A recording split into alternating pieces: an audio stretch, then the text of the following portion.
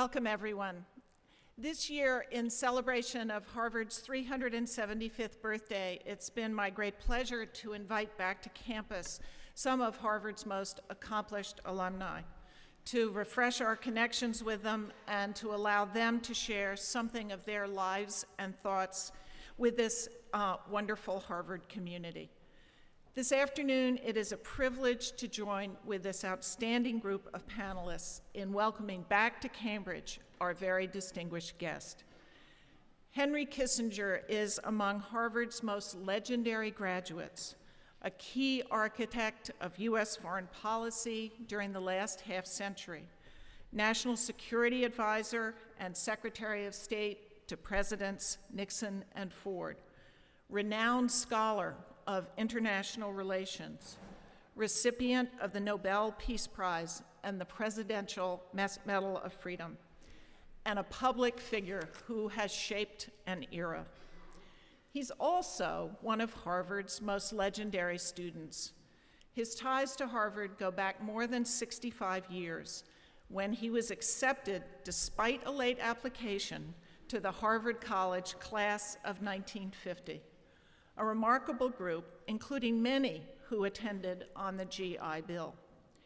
He arrived in the fall of 1947 as a 24-year-old sophomore with a Bronze Star from his service in the U.S. Infantry and Counterintelligence Corps, with an ambition, as he put it, to acquire a liberal arts education, and with a Cocker Spaniel named Smokey, whose presence in the dorm, where no dogs were allowed, was perhaps an early testament to the new student's talent for diplomacy.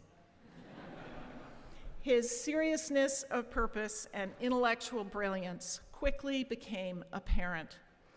As the story goes, the young Kissinger knocked on the door of his government professor, the erudite and flamboyant William Yandell Elliott, who allegedly looked up from his work and said, "Oh my God, another 2T." Within a few months, Elliott had declared his new 2T, in his words, a combination of Kant and Spinoza, and the two formed a rare bond. As our guest later recalled, Elliott made me discover Dostoevsky and Hegel, Kant, Spinoza, and Homer. Elliott's encouragement to read broadly combined with Kissinger's own inclination for thinking deeply and produced a now renowned senior thesis titled The Meaning of History. It tackled fundamental questions of philosophy and statesmanship and earned a summa cum laude to add to his Phi Beta Kappa. It was also 388 pages long, famously prompting, as the undergraduates in the audience might appreciate, a limit of 150 pages on all future government theses. So began Henry Kissinger's long and remarkable Harvard career.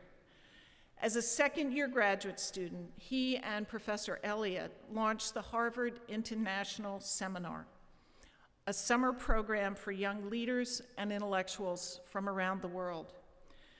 From that seminar, Kissinger dreamed up, as he put it, a journal called Confluence, whose first issue took on the question, what are the bases of civilization?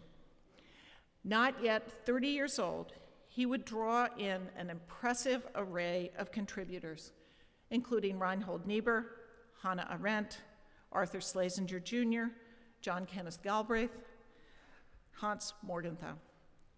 By 1954, he had completed his dissertation, a reflective historical study of European statesmen and the nature of war and peace, a work that would later inform his own actions on the world stage. He then served on the Harvard faculty as Associate Director of the Center for International Affairs, Director of Defense Studies Program, and for more than 15 years as a member of the Government Department, until he left for Washington in 1969. In 1975, he wrote in the 25th anniversary report of the class of 1950 that he had been sworn in as Secretary of State in 1973, when he affirmed that despite the turmoil and traumatic events of that time, America is resilient. He continued, "The dynamism of this country is irrepressible." Dr. Kissinger remains an advisor to leaders around the globe, a distinctive voice engaged in the profound challenges facing the United States and the world today. His book on China, published last year, continues the intellectual quest he began at Harvard, a unique kind of hybrid analysis, both historical and personal, that, as one scholar described it, in this case sets out to make sense of China's diplomacy and foreign policies across 2.5 millennia, and to bring China's past full circle in order to illuminate the present. A fellow student once called Henry Kissinger's work here a conversation with himself on some of humanity's deepest questions. Harvard was fortunate to have been a formative part of that conversation, and we are very fortunate to continue that conversation today as we welcome back Dr. Henry Kissinger.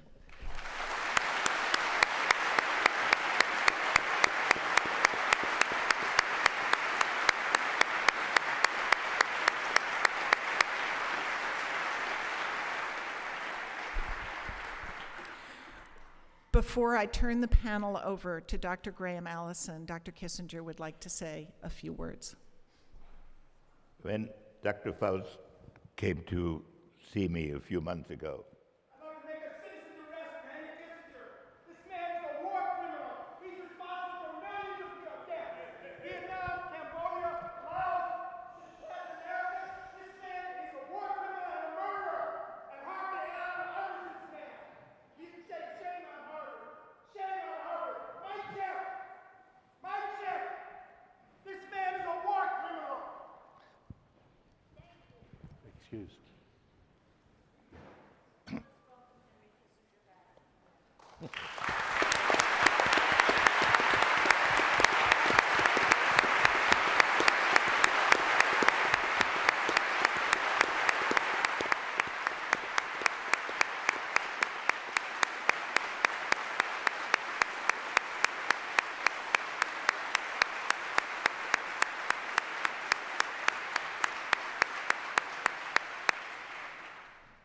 It meant a great deal to me when Dr. Faust called on me in New York a few months ago to invite me here to give a lecture on the occasion of the 375th anniversary of Harvard.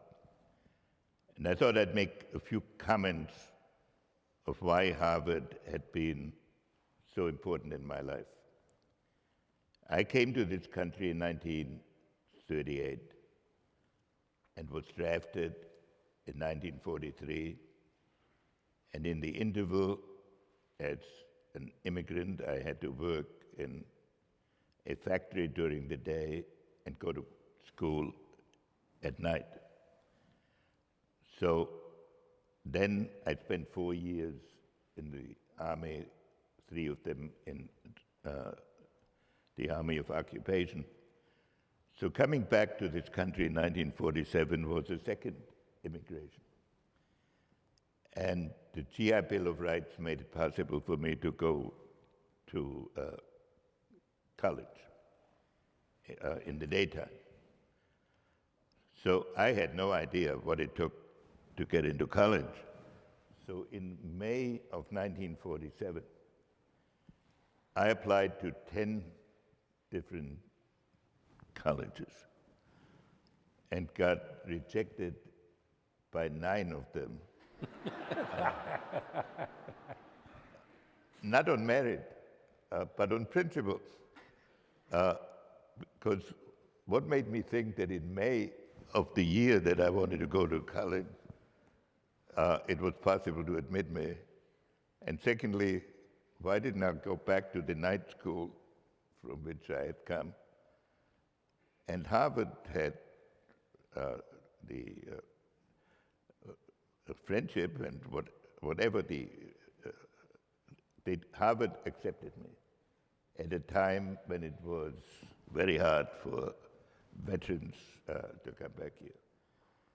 And Harvard had over-accepted people, so for the first 2 weeks, we had to sleep in the gymnasium in double-decker beds before I was moved, before I could move to Claverley Hall.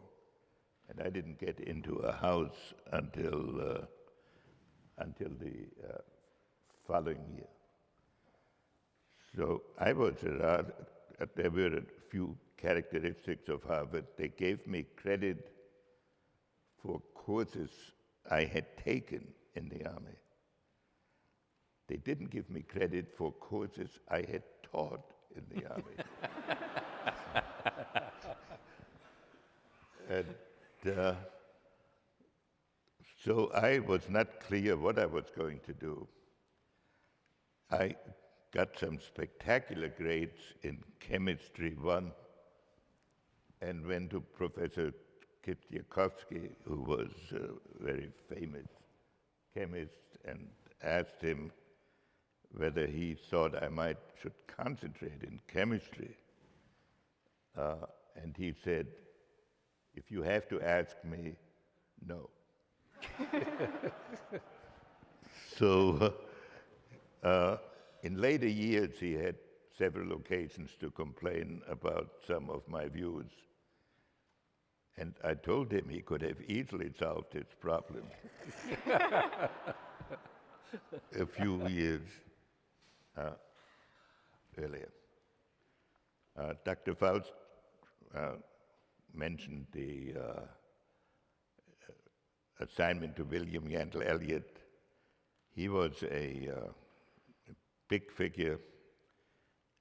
He was a poet who belonged to a group called the Fugitives.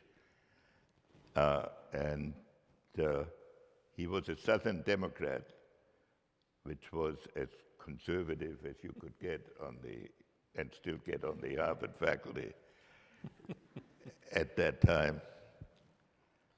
And he was not thrilled to get another student, so he assigned me as a topic the connection between the Kant's ethics and his views on peace. So he didn't see me for 3 months while I was working on this. But he helped shape the direction of inquiries in which I later became interested.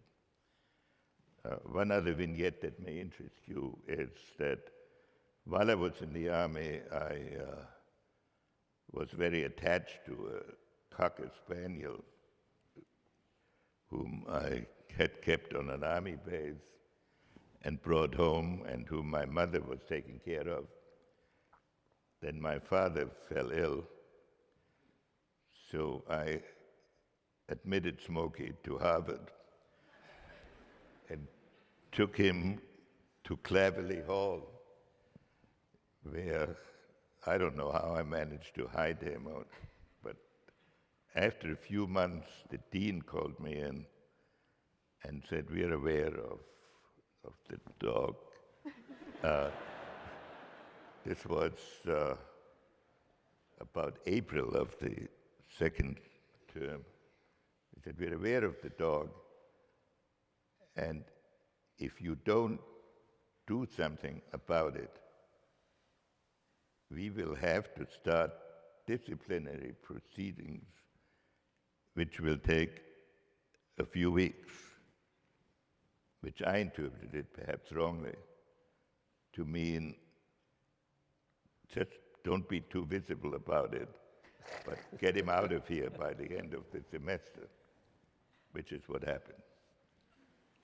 At any rate, I had many warm associations.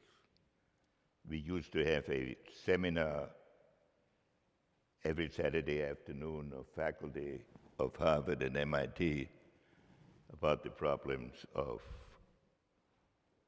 what to do about the emerging nuclear weapons. So this is what Harvard meant to me in my formative period, and why I was happy when Dr. Faust called on me. She suggested a lecture.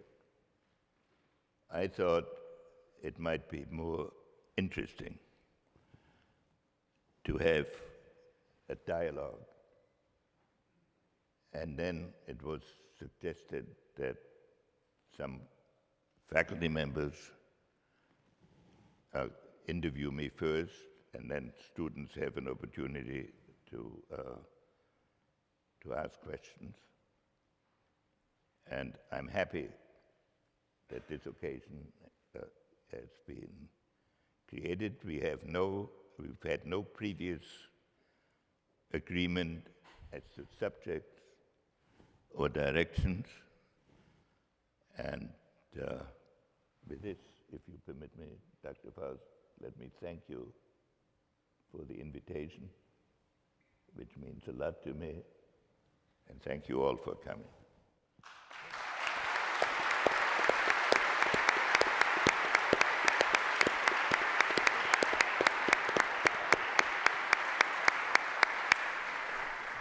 I'll now turn the proceedings over to Graham Allison, who is the Douglas Dillon Professor in the Harvard Kennedy School. He is an advisor to presidents, both Republican and Democratic, and a former dean of the Kennedy School.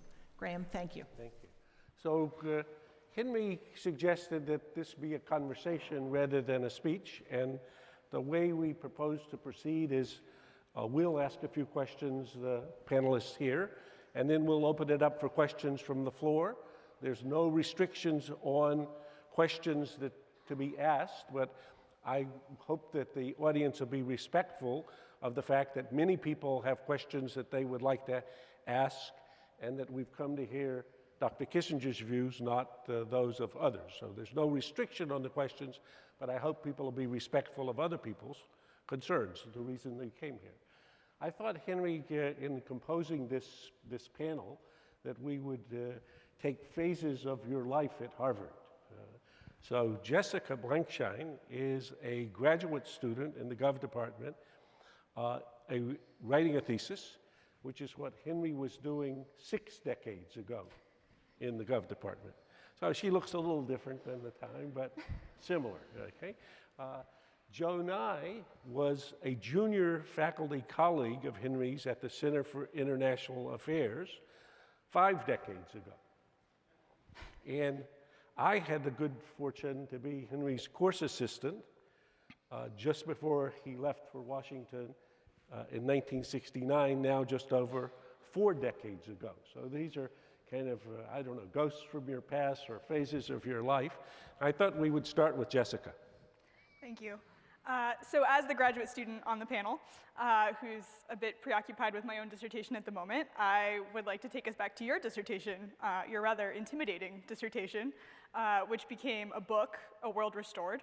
And in the introduction to that book, you write, "Every statesman must attempt to reconcile what is considered just with what is considered possible. What is considered just depends on the domestic structure of his state. What is possible depends on its resources, geographic position, and determination, and on the resources, determination, and domestic structure of other states." So I was wondering if you could tell us a bit about your personal experience with the tensions that you highlight in the book between circumstances and the individual statesman, and between what is just and what is possible. Well, I would put it in this form. Between the difference of the perspective of an observer, including professors, journalists, and those of practicing statesmen. The outsider can pick his topic. He can work on it for as long as he or she wants. He can choose the best possible vision of it. And he has the option of changing his mind. None of these elements exist for statesmen. Issues present themselves. They must be dealt with in a finite period of time. Joe and I and Graham, we have personally experienced in government that at the end of each day, you know that there are some problems you cannot deal with. And so it's always a choice, not always, but often a choice between the urgent and the important. And very often it happens that you must give more attention to the urgent than the important. Then, as a professor or outsider, if things don't work out just exactly how you visualized, you have the option of writing another book. For the statesman, the choices are irrevocable. And so he has always to balance the risks against the opportunities. And then there is one other even general aspect. When one talks about the morality of actions, they are and have to be, and properly, are put in absolute terms. But when one talks about the measures that can be taken, for the reasons that I gave, they have to be taken over a period of time. So in philosophy courses, you deal with absolutes. In statesmanship, you deal with nuances. And you justify the ethics of it by the accumulation of nuances. And that is what produces dilemmas. Now, I'm sure everybody has in his her mind okay, give me some concrete examples.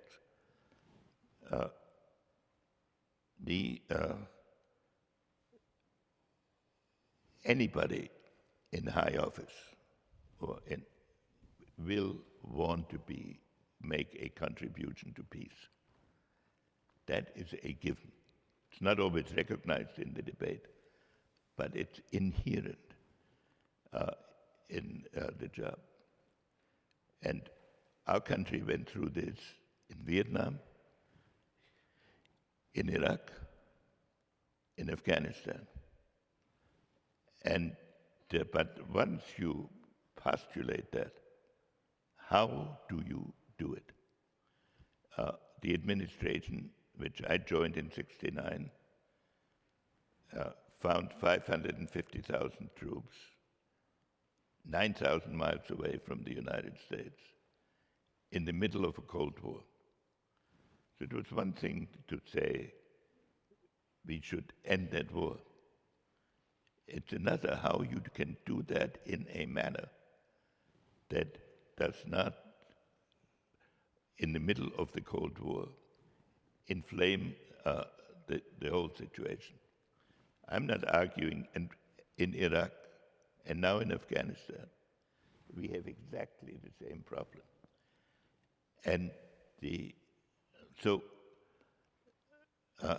what we should look at is every war that the United States has fought since the end of World War II has started with great enthusiasm and with almost universal agreement. Then, as the objectives were elaborated in absolute terms and proved not to be reachable, at some point in that conflict, the only argument becomes, how quickly can you withdraw? And then withdrawal strategy becomes the only policy. Now this gap has to be closed. Perhaps the objectives and the possibilities have to be reconciled. And that's what I was getting at 50 years ago when I wrote that thesis. And I think you're still struggling with it. Joe? It's the fundamental problem of statesman. Henry, when I was a graduate student, we were all terrified of you. And there was a nasty tale we used to tell among graduate students behind your back, and it was that Henry speaks with a German accent here, but in Germany he's careful to speak with an American accent. You'll have to tell us whether that was true or not. No, But I speak German with an undefinable accent.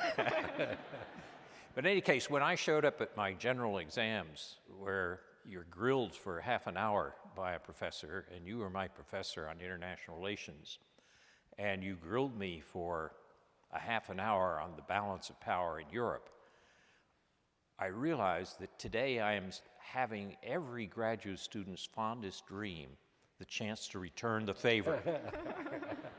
But I won't.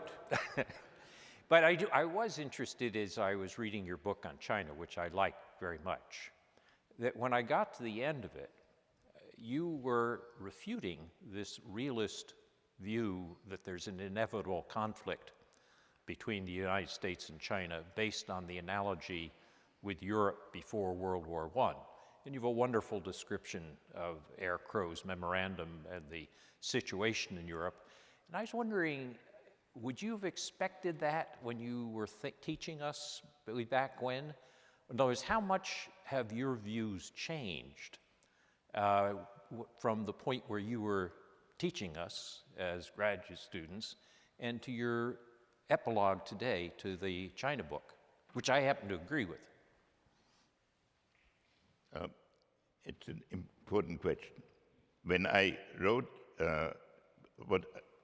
when I was a professor here, my thought was of writing 3 books on the making of peace in the 19th century and the disintegration of peace into World War I. And the first one I finished. It was the one to which Joe referred. The second was about Bismarck, because he began the disintegration of the international system, and that I was only half finished before I went off doing other things. And the third, the outbreak of World War I thought about a lot, but I never managed to write about. I guess in the Cold War, I would have believed that the balance of power was the determining element, that long periods of peace were possible, but it required a combination of concepts of legitimacy and concepts of power.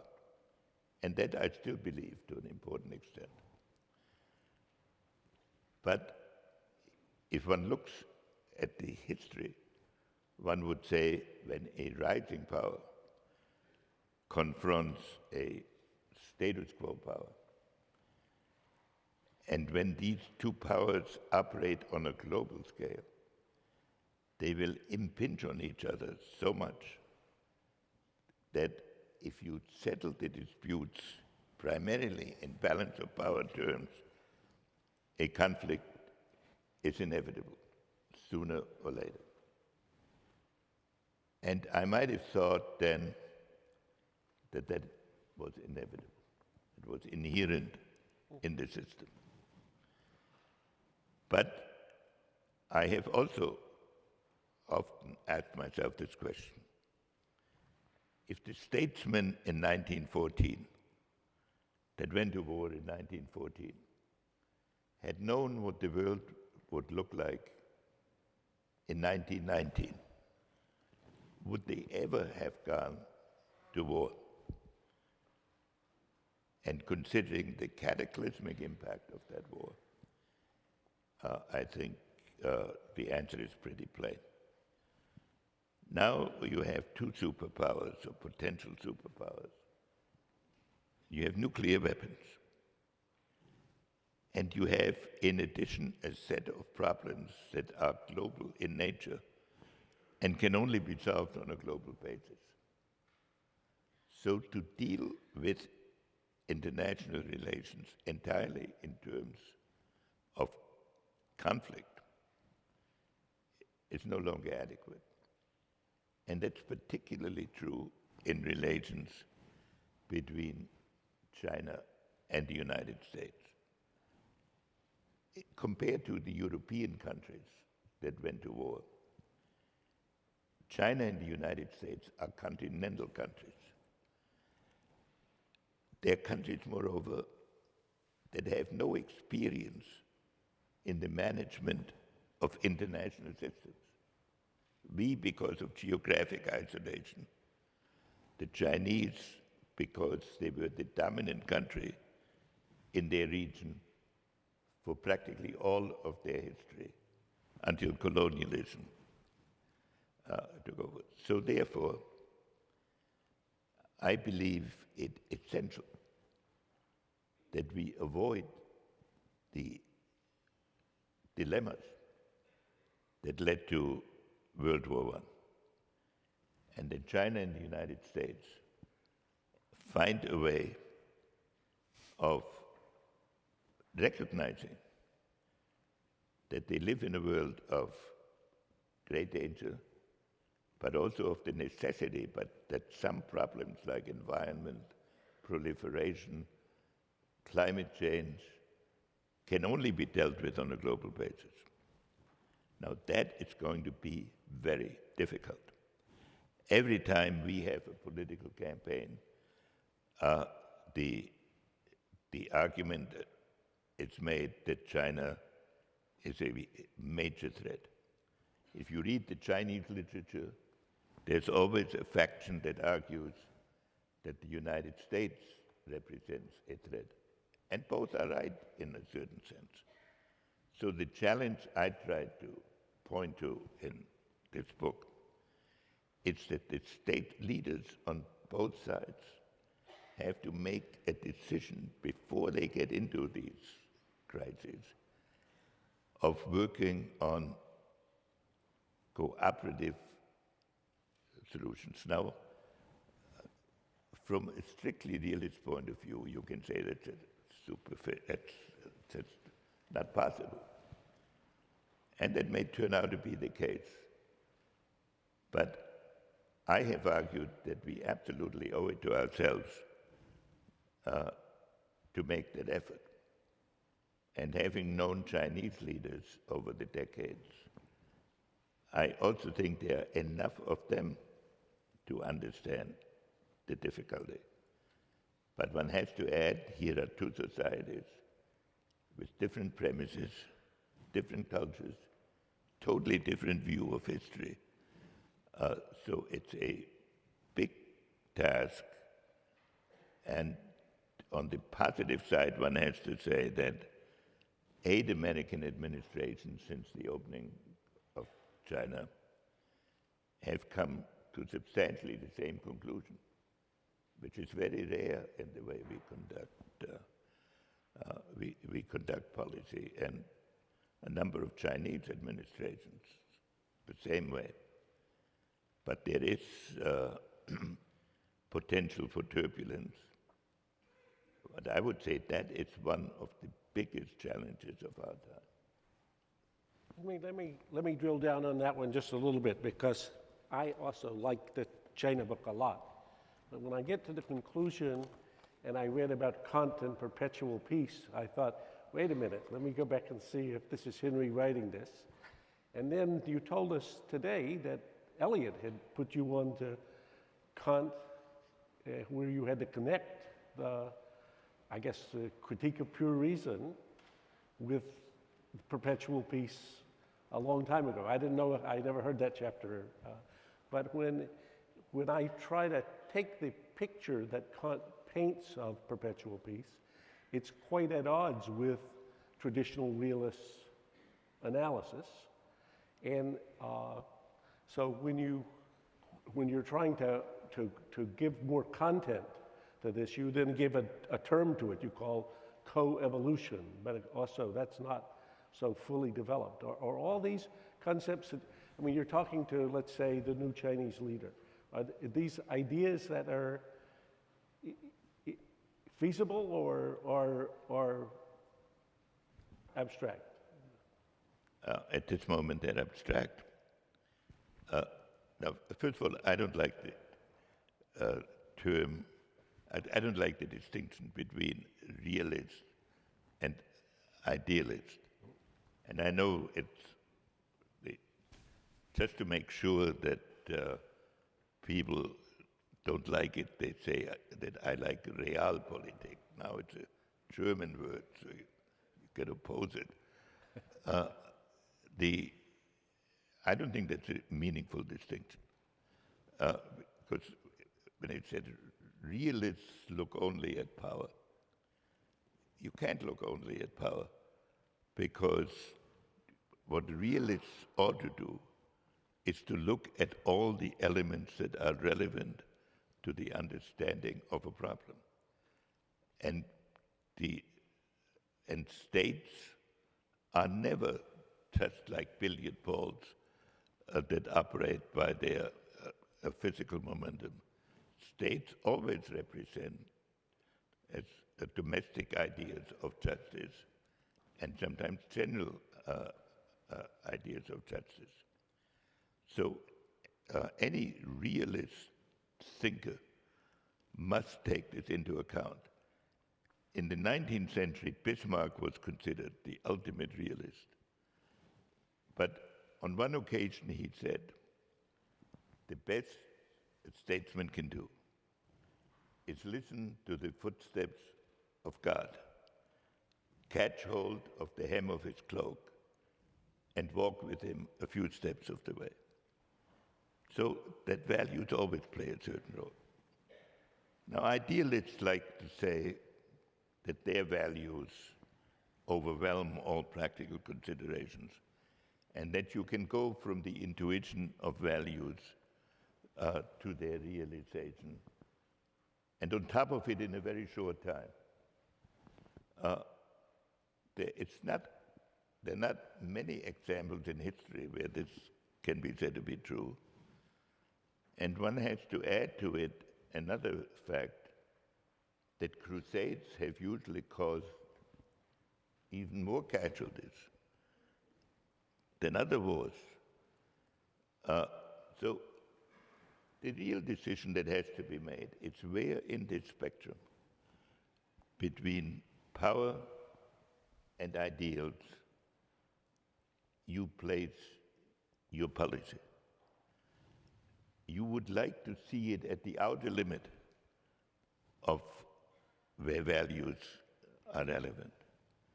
And sometimes one succeeds, and sometimes one fails. Every leader thinks he's done the best he can do. And the task of a university and of an observer is to say, even if it's the best you can do, is it the best that can be done? That's the real question that one has to address, and one should not wallow in self-righteousness, that one knows all the answers on either side of that dispute. Jessica, when don't we go to the policy agenda, if we can jump over, or we can go wherever you want to go. Excellent. I wanted to stay on China for a minute.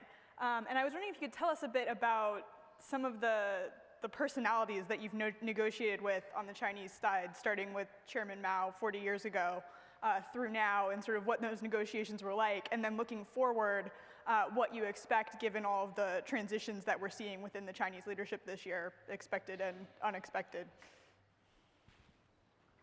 Well, that Chairman Mao caused unspeakable suffering is practically undisputable. It's an undisputable fact. And he put his society through domestic upheavals of magnitude intolerable to most societies. But it is also a fact that he was a considerable strategic thinker in foreign policy. side by side with his messianic domestic view. So when I encountered him, he was already he was the established leader, and so meetings with him were never scheduled.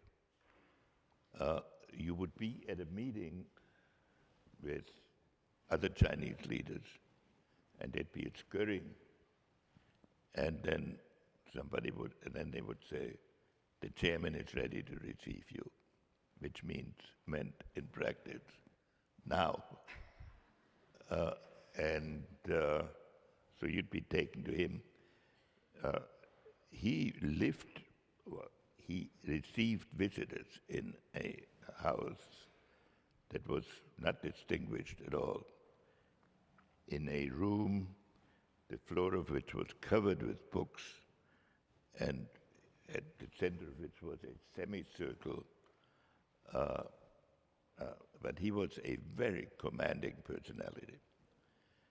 And the essence of his conversations, most statesmen, most political leaders that you deal with say, "I have 5 points to make," or whatever points.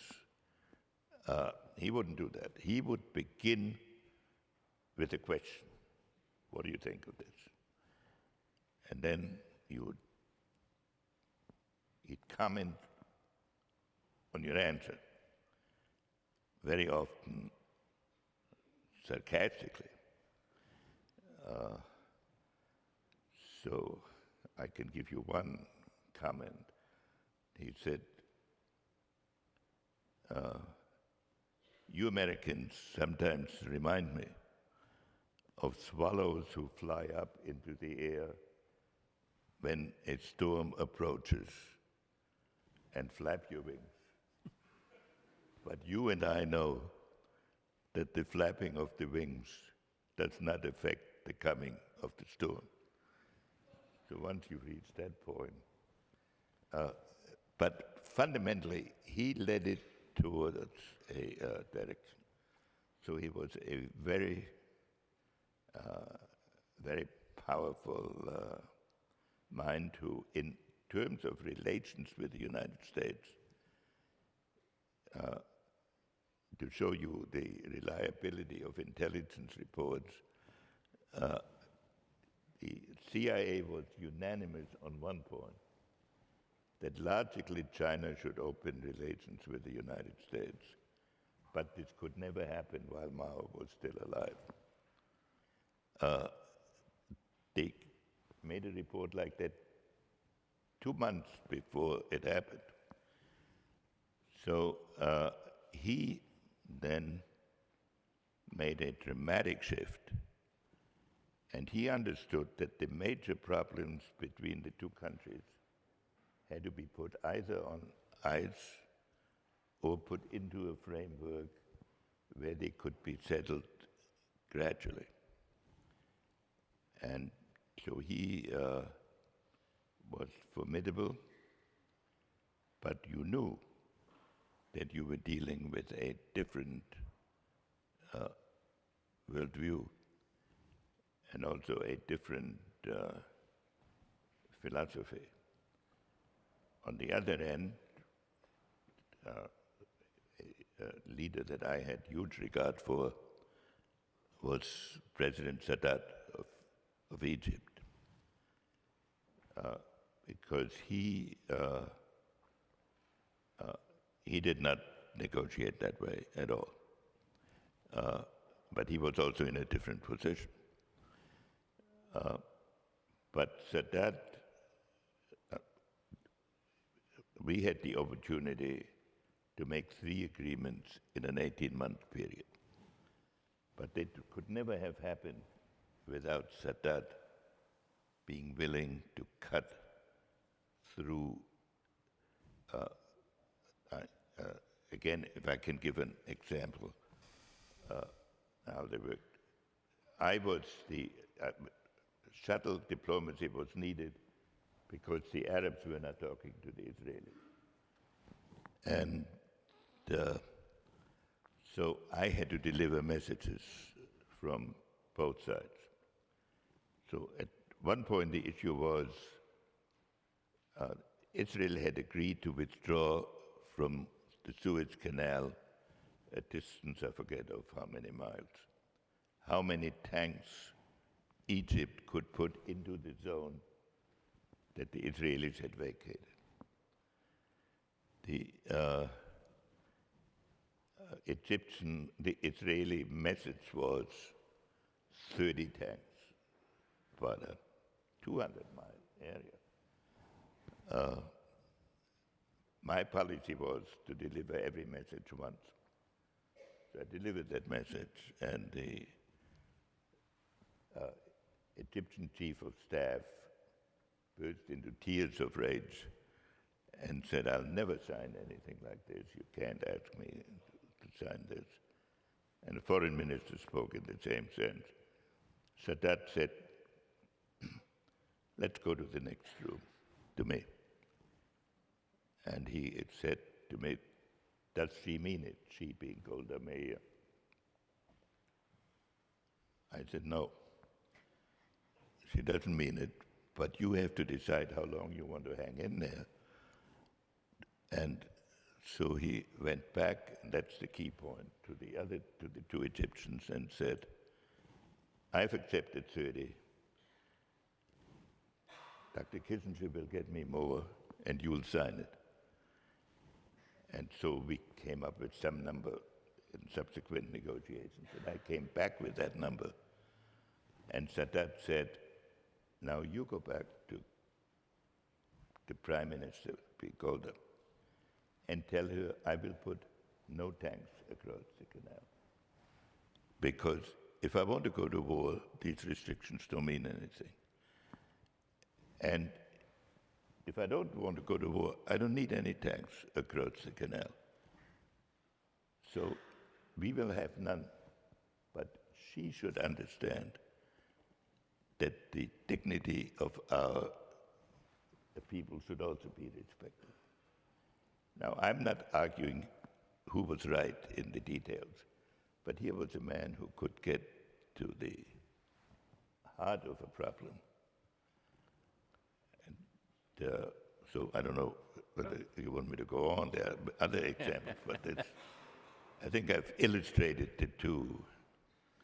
So very soon we're going to come to the audience, so you might be thinking of your questions, but let me get Joe to ask another question, Henry's answer, and then we'll go to the floor. And I think there are microphones on, it's hard to see here, but on the ground level and on the next level, and stand up at the microphones, yeah? Henry, as you look back over your distinguished career as a statesman, are there things that in retrospect you would have done differently? In other words, are there things, either actions you took that you wish you'd taken another action or hadn't taken that action? Or alternatively, were there challenges and possibilities that now in retrospect you missed, either because you didn't have time or because they weren't as clear as they might be at the time? But with the benefit of history and hindsight, looking back at your role as a statesman, what would be the takeovers, the do-overs that you might think about? You know, I'm often asked that question. And I have to give the following answer. I had spent all my life thinking about these problems. I've been lucky that my hobby became my profession. So if I hadn't been in these positions, I would have read about this sort of thing. So I had clearly formed strategic views. I call your attention to the distinction I made before. When somebody says, "I did the best I could do," that still doesn't prevent you from saying, "This wasn't the best that could be done." So on the strategic issues with which I dealt. If we take the Vietnam War,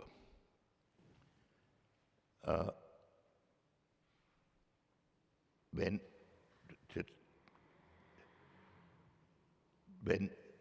Nixon came into office, as I said, there were 550,000 troops in Vietnam. And you can't just march them out, as you now see in Afghanistan and so in Iraq, with much smaller forces. And so, in looking at the options, we came up with the option of withdrawal of about 150,000 a year to a point where the country could be self-sustaining with American support. I think we achieved that objective, and then it was destroyed in our domestic divisions. But that's not the point I want to make now. The point I want to make now is we assumed that we could have a more or less united country in this difficult process. But the country became absolutely divided. The Vietnam War started when I was here. And at first, in a different administration, a different party, at first the critique was that it was inadequately conducted or the objectives were not, well, it was a professional debate. Somewhere along the line, before the end of the Johnson term, it turned into a moral debate, where a group of people thought that this country was so flawed that if it got out of Vietnam in what we considered an honorable way, it might do it again. And so it was in the American interest not to go along that gradual route. I'm not going to argue, obviously, you know what side I was on. Now, should we have known that you could not do this over a 4-year period? It's a good argument to make. But then if you ask me, okay, what would you have done then, assuming you realize that? In the middle of the Cold War, and even today, unilateral withdrawals are neither technically nor politically feasible. So then the temptation would have been either unilateral withdrawal or some attempt to bring it to a dramatic conclusion. And we didn't face that. So you can say that. On the other hand, I believe, though that is strongly contradicted by others, that by 1972, if America had stayed united, we could have preserved a better outcome than was finally achieved.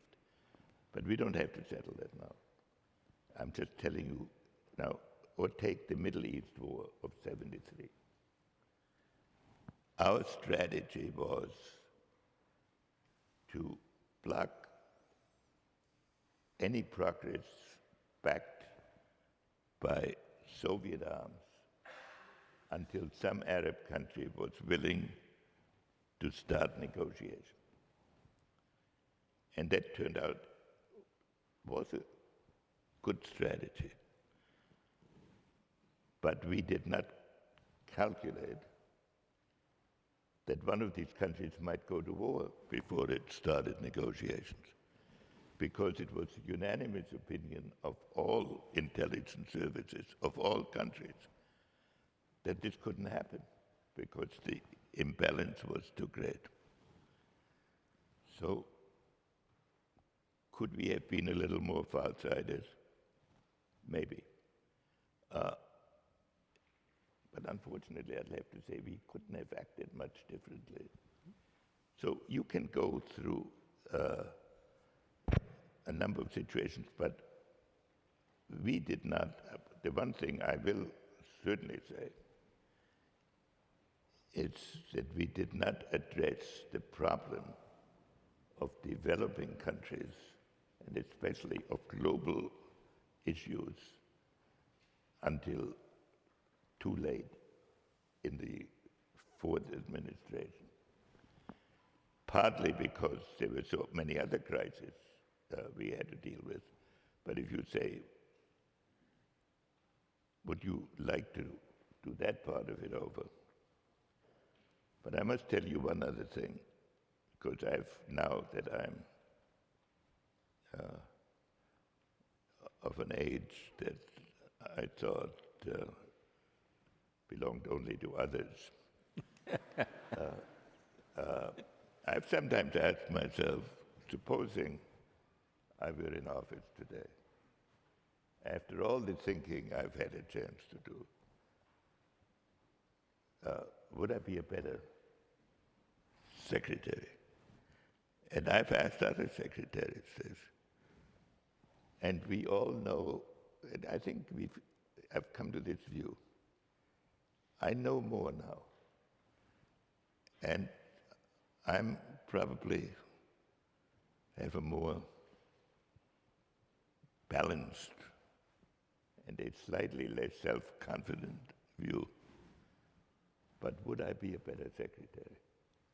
Because when you are in office, you have to act under pressure. You have to act as if you were sure of what you're doing, because you don't get rewarded for your doubts. And I haven't given myself a satisfactory answer to that. Probably to you, Nigel. Good answer. I think that's a good one, actually. We could continue our conversation here forever, but then we wouldn't give the audience a chance to ask questions. If you get the microphone. Up here. Sorry, where are we? We have a microphone up here to the balcony. This one? There's two there, and then Up here, the balcony. Okay, just a second. We're going to hold a second, okay? Here's the ground rules. No speeches. Identify yourself, your Harvard affiliation, and a short question. And the question ends with a question mark. And we'll try to have short answers as well. Thank you. My name is Alexander Rossolimo. I'm chairman of the Center for Security and Social Progress, a think tank. Dr. Kissinger, in the epilogue to your book on China, you quote a Chinese saying as follows: hide one's capabilities and bide one's time and endeavor to achieve something. So my question is, how are we to interpret this statement? In the long term, do you see China pursuing a road of peaceful development or some other path?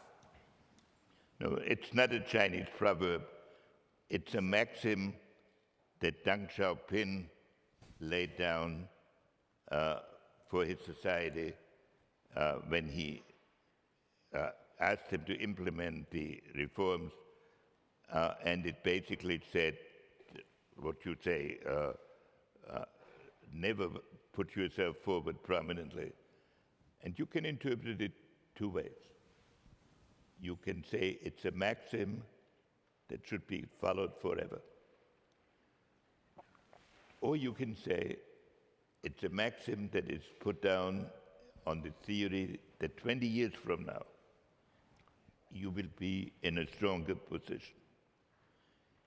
And in my experience, there are Chinese that have both of these points of view. I do not know the answer to this, but I believe I have the answer to the following, to this aspect. assuming what would we do differently if you assume that in 20 years something might happen. This is the problem of what Joe mentioned in the Crow Memorandum. If we act preemptively, we will generate the nationalism and the fanaticism that is inevitable. If we act cooperatively, there is a chance that over 20 years, a spirit of cooperation can develop. I would add, however, that this has to be done by both sides. It is not something the United States can do alone. And it means the United States has to preserve the global equilibrium vis-à-vis China. So the answer to your question has to be, let's try to fill these 20 years as constructively as we can, because the China of today is already hugely different from the China under Mao that I first encountered. But I cannot give any guarantees.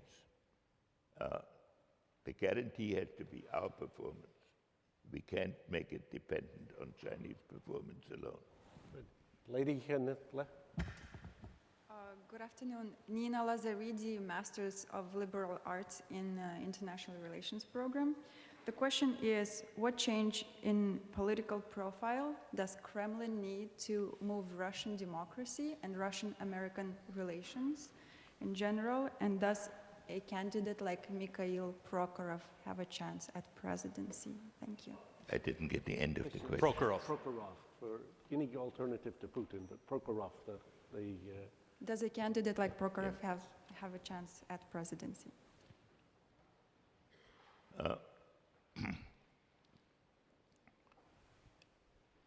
Russia, first let me give you my analysis of the Russian situation. And then I'll say what America might do in relation to it. Here is a country that through the greatest part of its history has defined itself by its imperial activities. And it's not a country like China that believed that its domestic culture was so unique that it could serve as an example for the rest of the world. So through the greatest part of its history, Russia expanded in all directions simultaneously. And it could do that because a mystical figure, a mystic figure like the Tsar was appealing to a Russian national spirit. So, but now Russia is in a position which is almost the opposite of its history. It has a frontier of 3,000 miles with China, which is a strategic nightmare, with 30 million Russians on one side and 1 billion Chinese on the other. It has a frontier of 2,000 miles with the Muslim world, which is an ideological nightmare, because a growing part of the Russian population is Muslim. And those Muslims are all or most of them, at the border. And it has a frontier with Europe, which is a historical nightmare in the sense that it is a rejection of 300 years of Russian imperialism. So how to come to terms with this?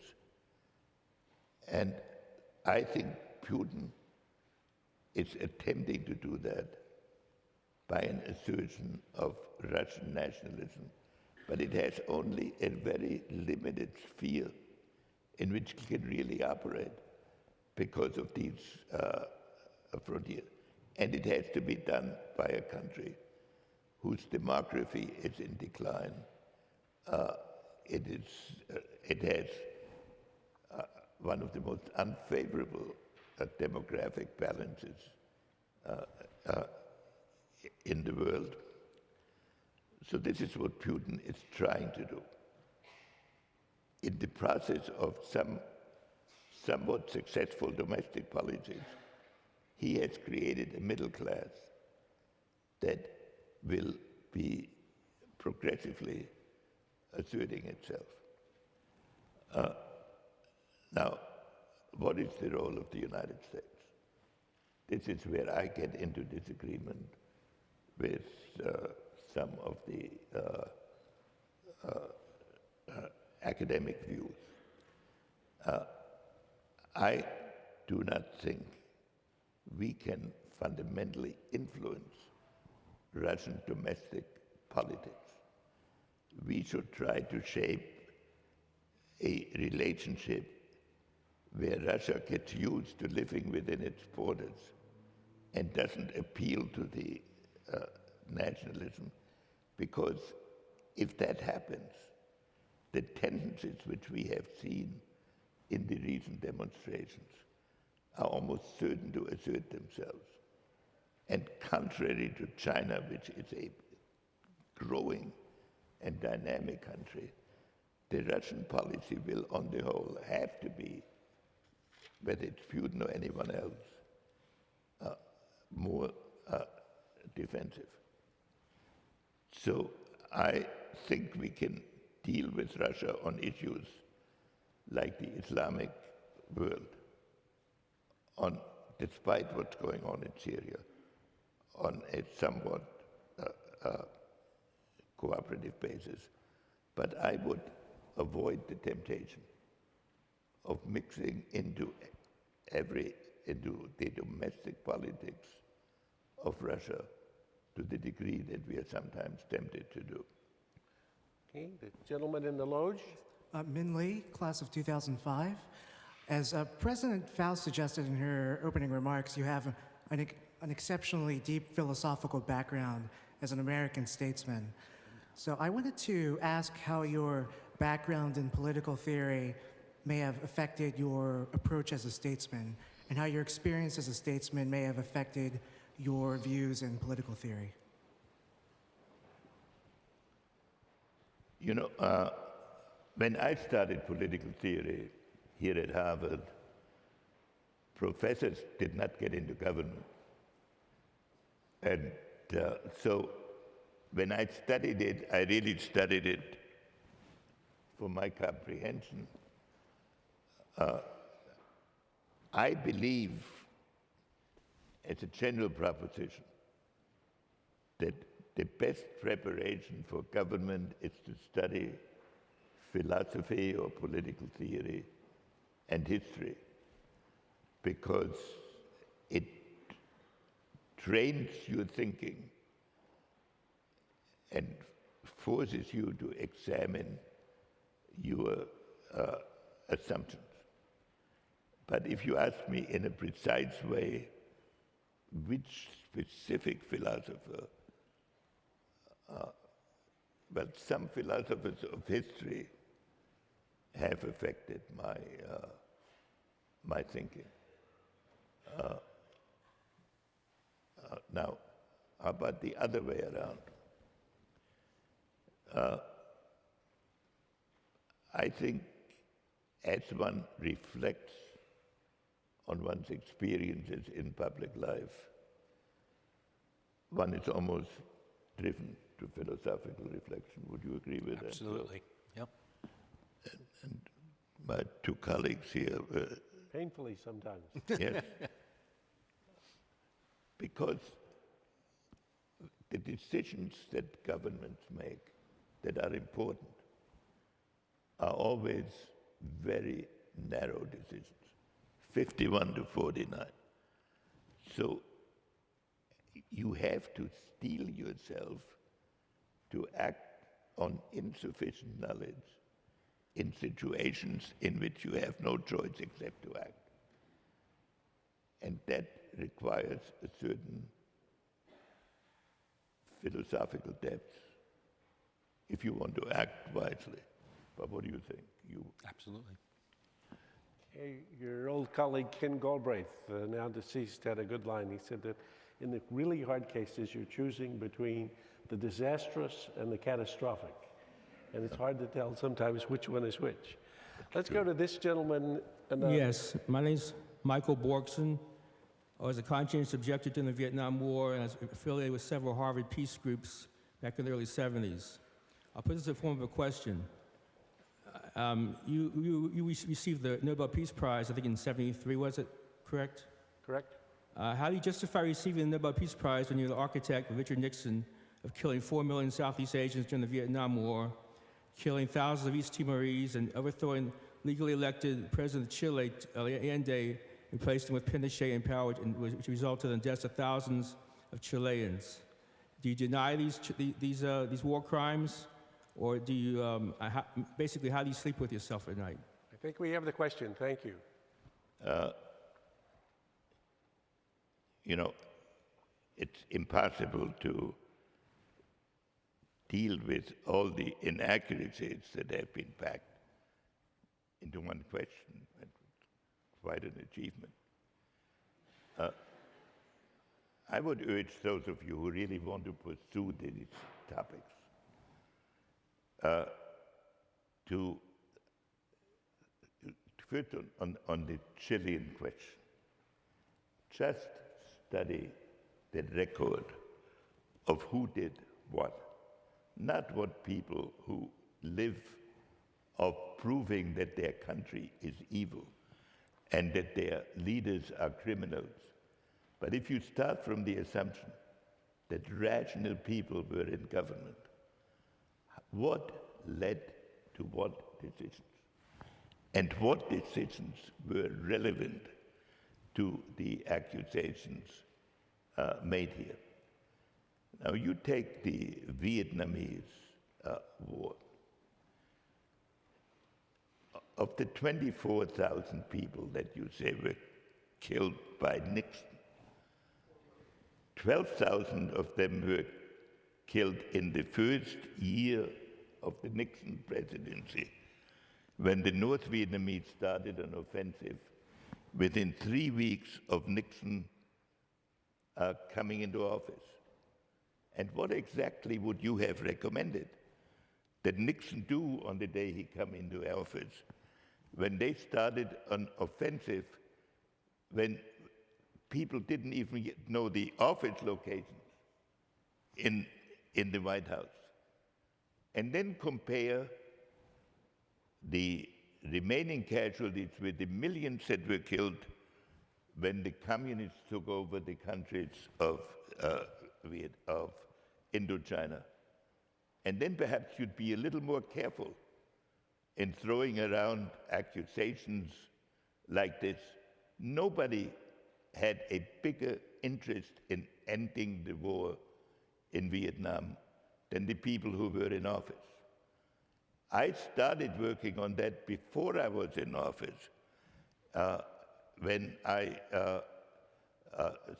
started a peace initiative that was sent back by the administration.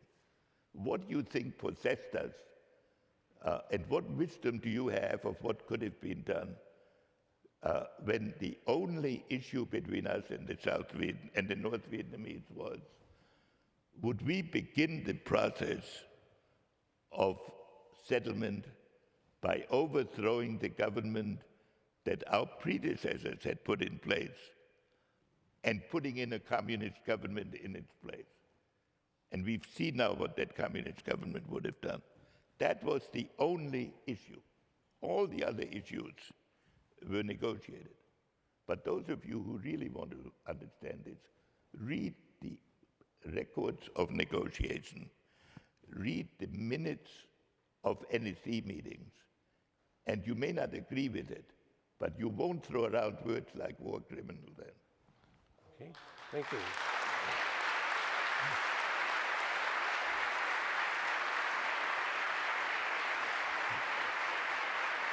But let's go to the lady on the left. Good afternoon. My name is Daniela Martinez. I'm a student at the law school from Chile, and I want to ask a question in the vein of Professor Nye's question. Decades after the 1973 military coup in Chile, is there anything in the relationship of the United States with Chile immediately before the coup and during the military government that you would change?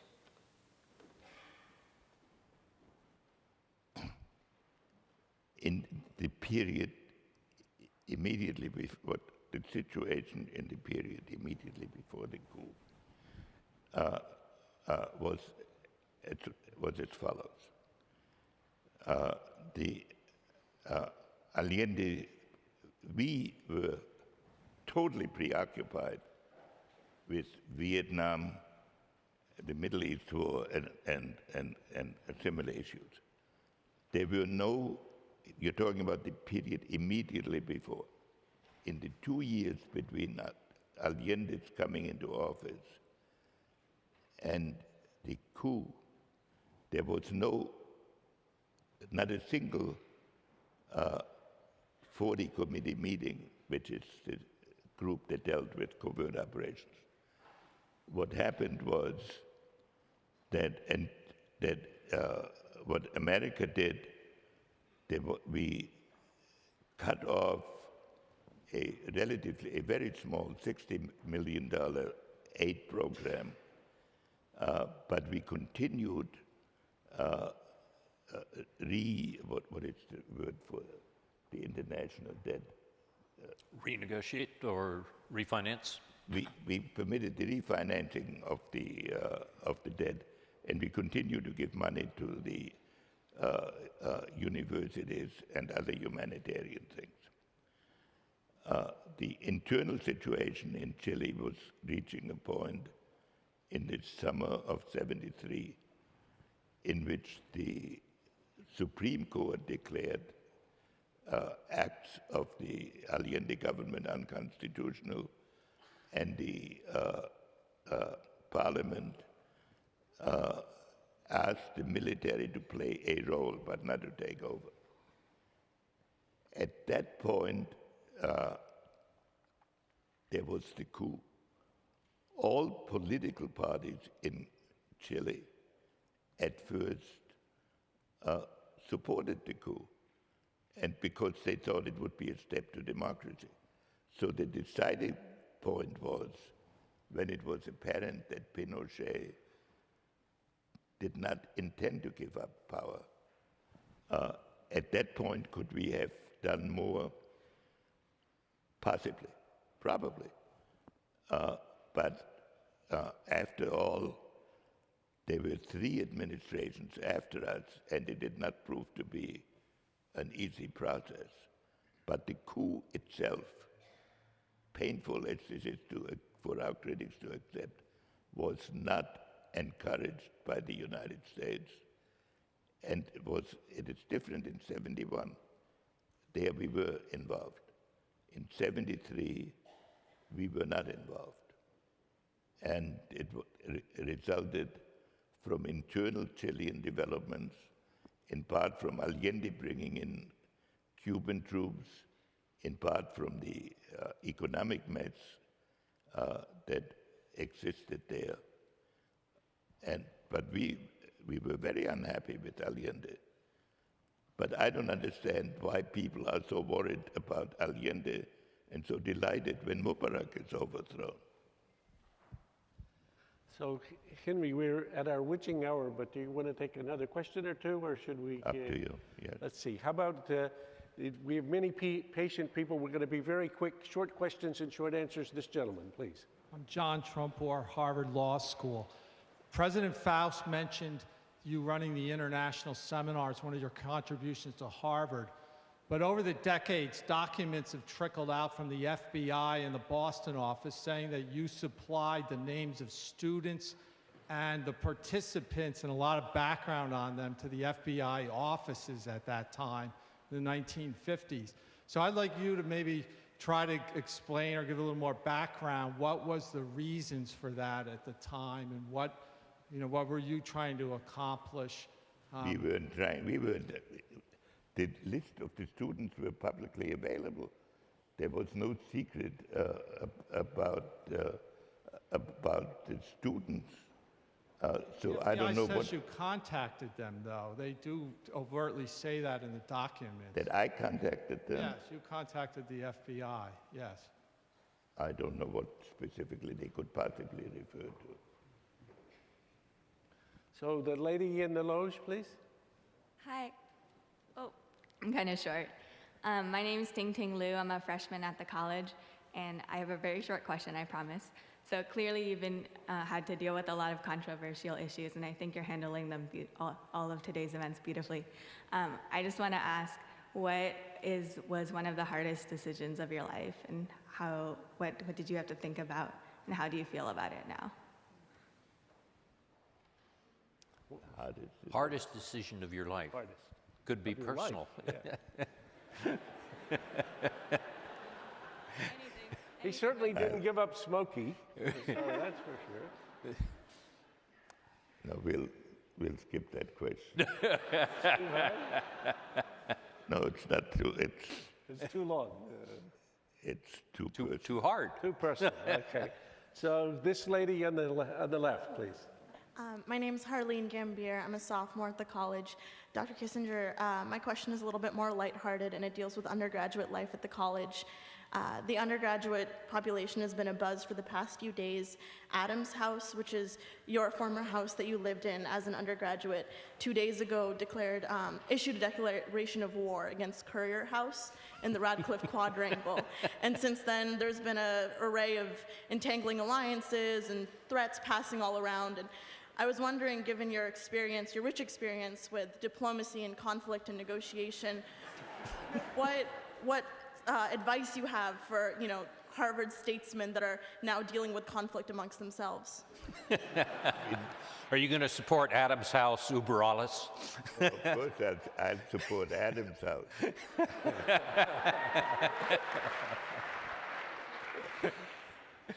This gentleman on the left. Dr. Kissinger, I'm Emmanuel from Brazil. I'm pursuing a Master of Laws degree here. I would like to ask you, for many years, Latin American countries and other countries that now are considered emerging were not taken into consideration by American diplomacy.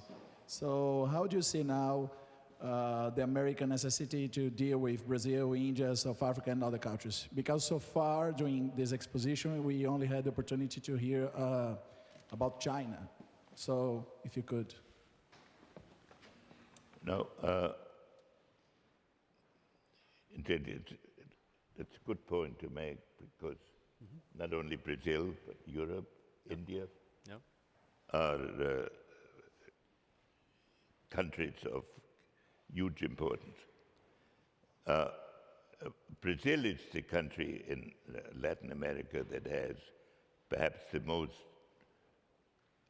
fully elaborated international policy, and it's designed to achieve a kind of South American bloc. And I've always had great sympathy for this. There is this aspect of American policy towards Latin America that we're thinking about. Most American administrations have tried to develop a new policy for Latin America. And most American administrations have come up with the idea of some kind of partnership. And it has never really fully happened. The Kennedy administration had it. We had it also. And now, why doesn't it fully happen? Because one reason is that until fairly recently, the Latin American countries were really insulated from international politics. And they could afford to take measures in the inter-American context that would have been risky or dangerous in a wider context. But of the South American countries, Brazil is certainly developing into a key role in the hemisphere. And I believe it's important for us to treat Brazil in the international bodies that deal with development and financial questions with great seriousness and with regular consultation. But I think it's happening. And I believe this relationship is developing very effectively. Since I've already let the event run 15 minutes beyond its scheduled hour, and since I'm hoping that we're going to be persuasive to get Dr. Kissinger to come back, I better observe my instructions. So let me say on behalf of all of us who've had a chance to participate in this conversation, how for somebody who's 88 years young and writes faster and better than any of the rest of us, how pleased we are to have you back, and how much we look forward to your coming back again. And thank you very much. Well done.